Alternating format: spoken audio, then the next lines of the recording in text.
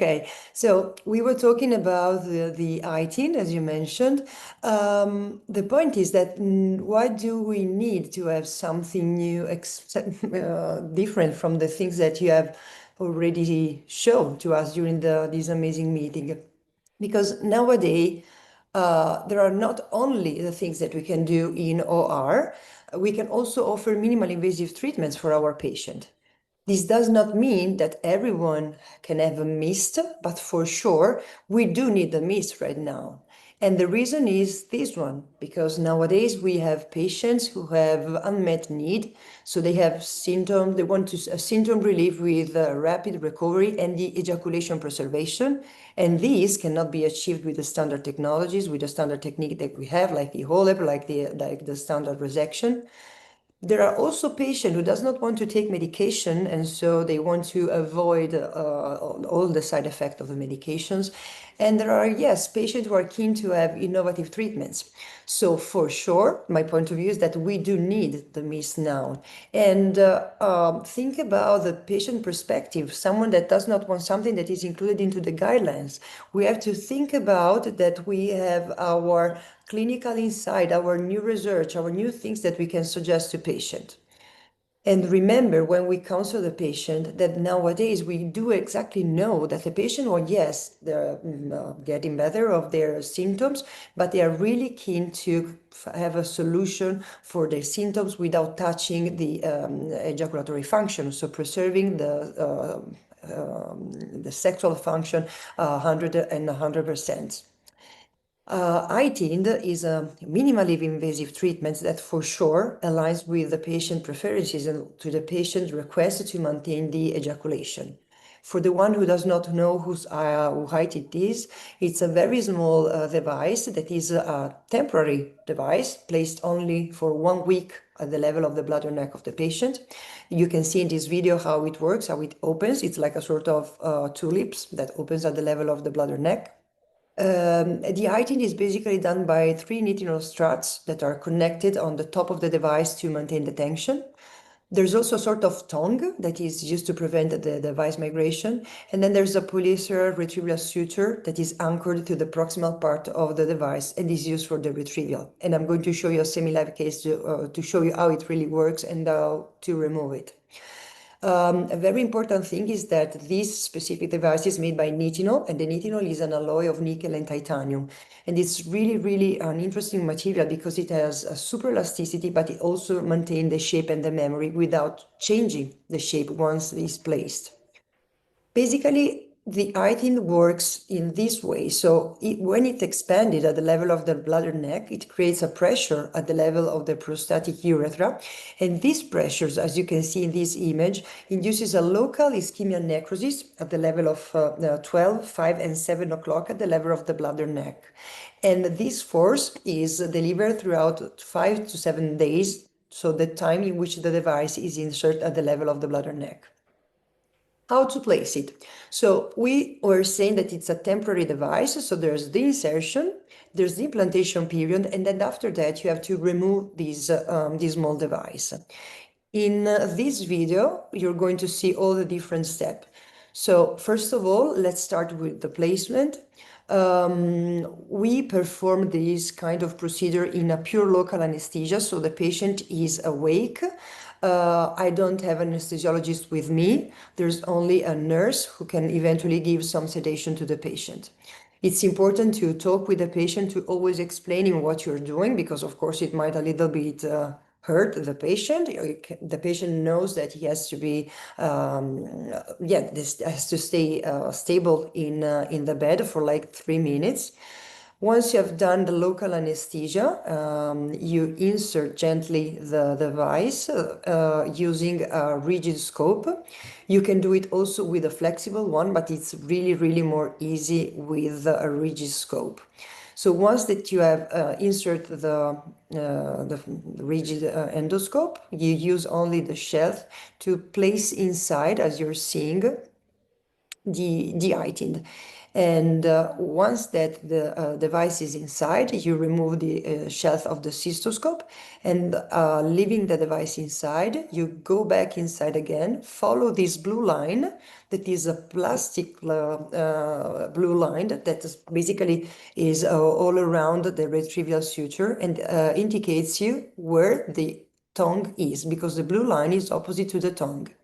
And once you're inside again, under vision, you start pulling back gently the device. You can do in two ways, or following the device as I generally prefer to do, or placing the cystoscope at the level of the verumontanum until you will be able to retract under vision your device. It's important that the tongue, as you're seeing here, reaches the verumontanum where it's anchored. And once it's deployed, as you see here, you only have to remove the rigid scope and just disconnecting the plastic envelope that is basically that it covers the retrieval suture. Then you have to fix the retrieval suture that will stay outside the penis of the patient, and you just have to tape for the week that follows the placing of the device. The patient can do whatever he wants. The patient can move. The patient can go to work. He does not have to stay in hospital. And as you see, this is the effect that the iTind does in a period of time that is generally from 5 to 7 days. After 5 to 7 days, you only have to take a catheter with an open-ended, a 20 French catheter. And as you're seeing, you need to have this snare that is a metallic part that is into the packaging of the iTind. Place the device into the catheter, just retracting the suture to which is anchored. I generally perform this removal under local anesthesia, pure local anesthesia in an outpatient setting, so the patient does not have to be in a hospital for a long time, but only for the time of the removal. And I generally keep the patient with me as soon as he has peed at least once. Give some time to the anesthetics to act, and we're going to see the local anesthesia protocol in few moments. So basically, you have to pull and to retract your device inside the catheter. The patient for sure will move because it's a procedure that might be a little bit, that can create some discomfort to the patient, but then it's done. And this is what we generally do. So the patient then can go home the same day of the removal of the device. We were talking about the protocol, so the setting in which you can perform the procedure. Well, in Italy, I think almost everywhere in Europe, we are not ready for a really an ambulatory procedure because of the reimbursement. But for sure, you can perform the procedure outside you are, because it's absolutely very, very easy to be performed, and with the patient under local anesthesia. What I do is generally to inject 20 milliliters of cold lidocaine with a syringe, as you've seen in the videos, and then 2 tubes of cold lidocaine gel, and I clamp it inside for 20 minutes. Then, if it's required by the patient, I have a nurse with me that can give him some midazolam or some petidine for eventually for cover some pain, some residual pain.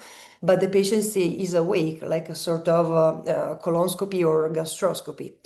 And so at the end of the procedure, I can discharge the patient after a couple of hours. So remember that it's absolutely feasible in an easy setting.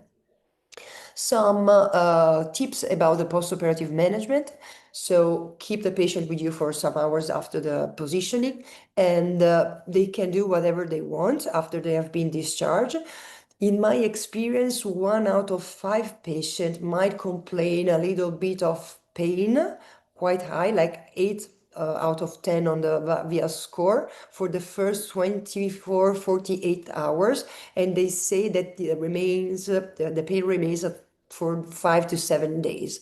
The other 4 generally have this pain, this sensation of pain at the level of the perineum only for the first 2 days. So it's important to counsel the patient about what they will have to experience and what they can or cannot do after the procedure.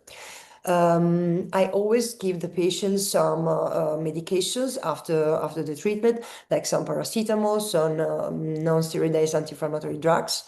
I also do use phytotherapics, and I always suggest to place cortisone suppositories for 10 days. If the patient is already on alpha blockers, I always leave the alpha blocker to the patient, and only in selected cases, I suggest also oxybutynin and prednisone.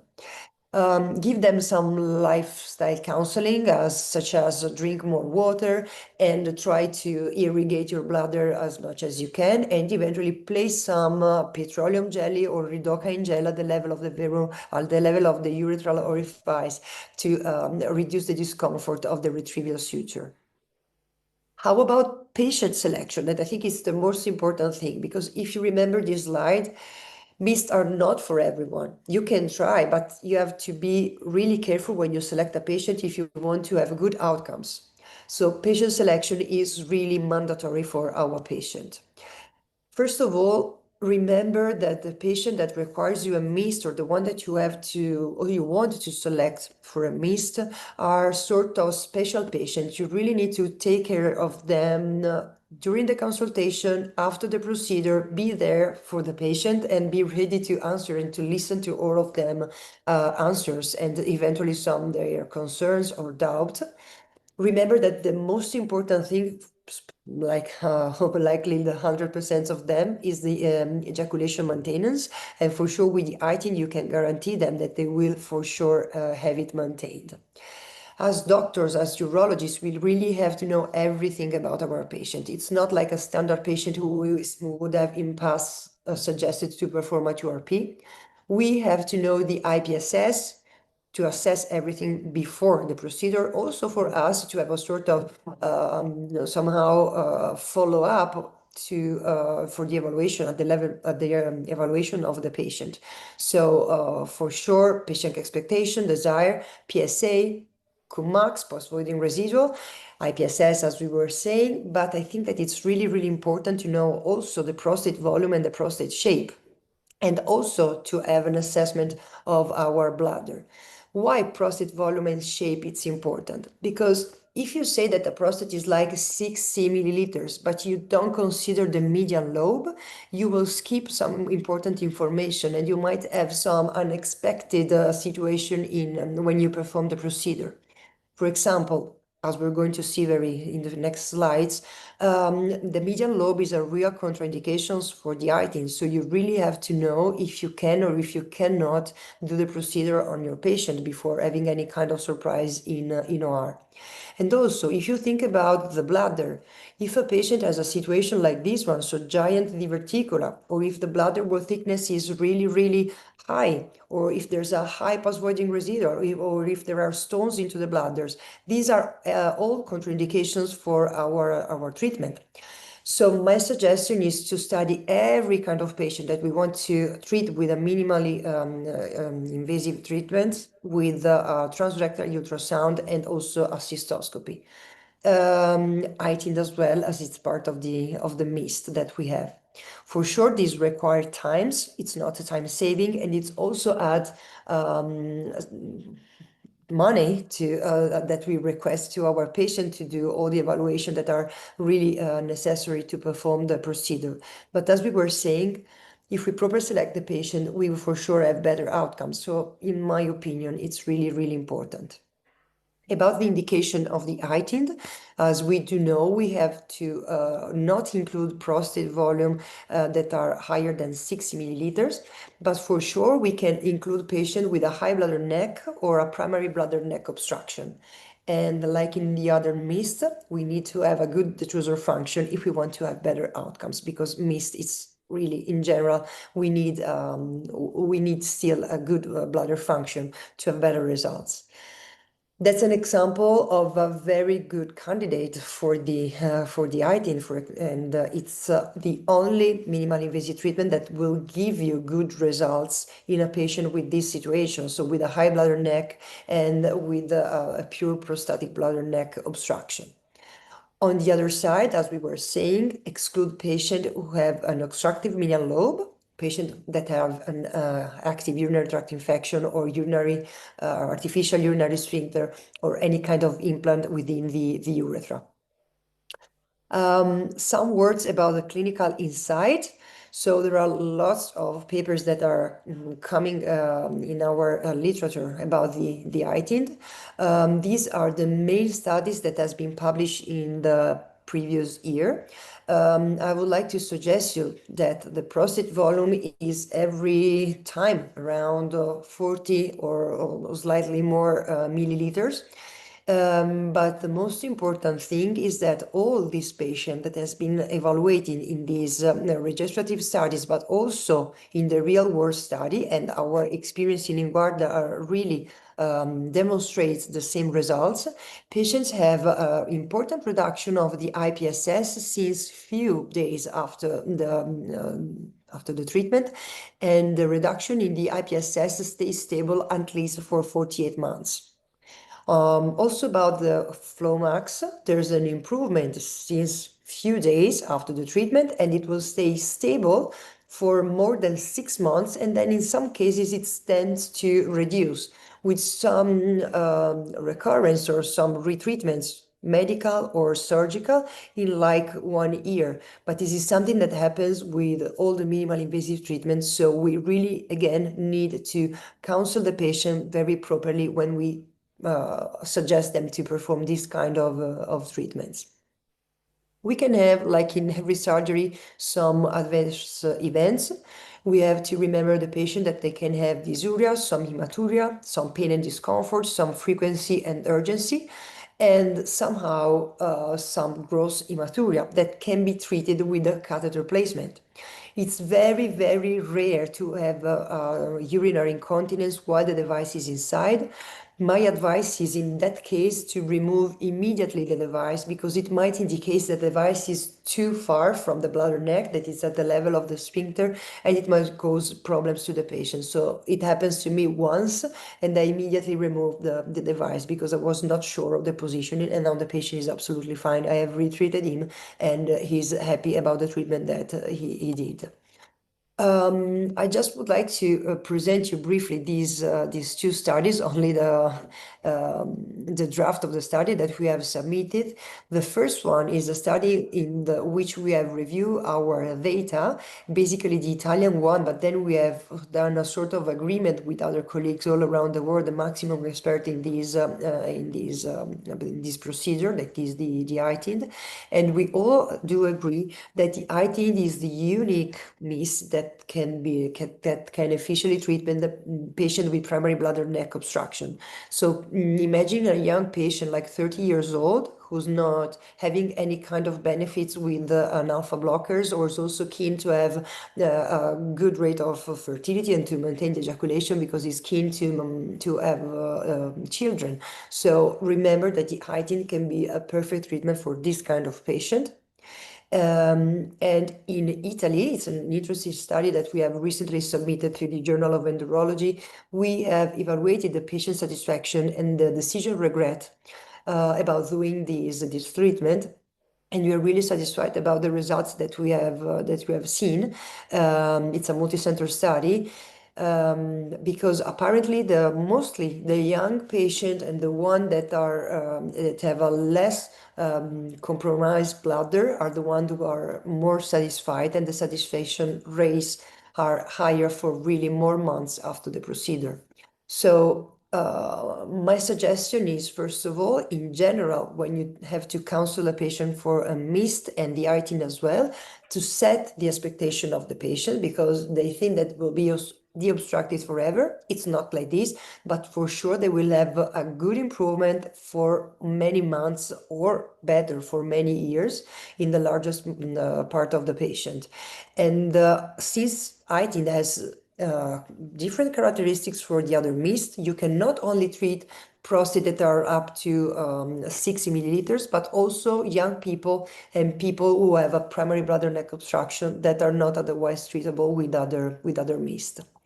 Thank you very much.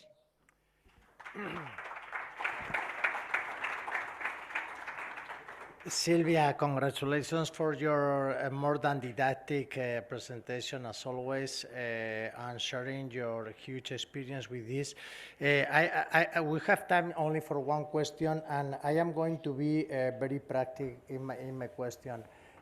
Many times I do work with Olympus. I have available iTind in my clinica, but at the end I am not doing iTind because when I have my patient, that patient that is a prostate around 30, 40 grams, and then I can do it with the laser. I take the patient to the OR. It takes me 10 minutes to do the incisions with the laser, the catheter 4 hours. The patient is discharged the same day and nothing to do in the following days. So at the end, I am always focusing in the laser, and I am always telling the Olympus, I have to do it, and I am not doing that because maybe I am a too much laser guy.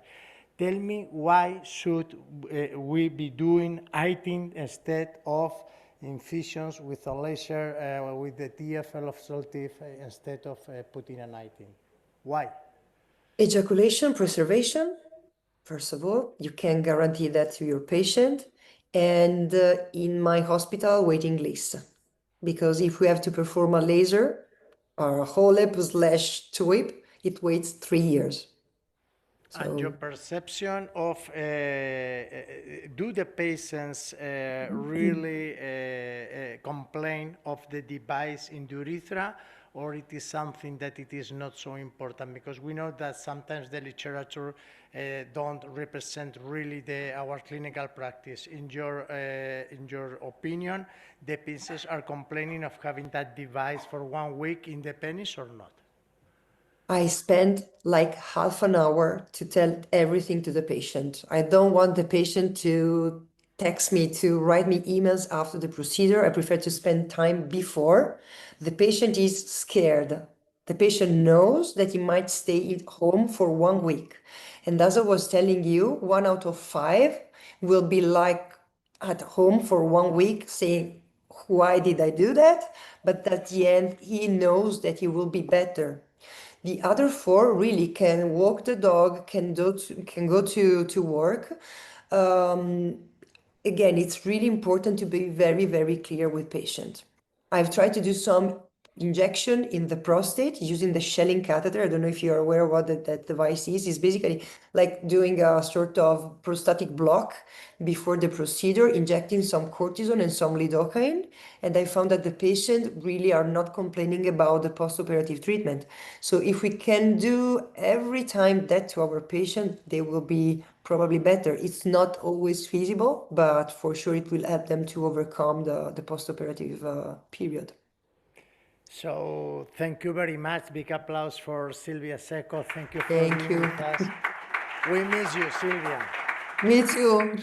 Bye bye.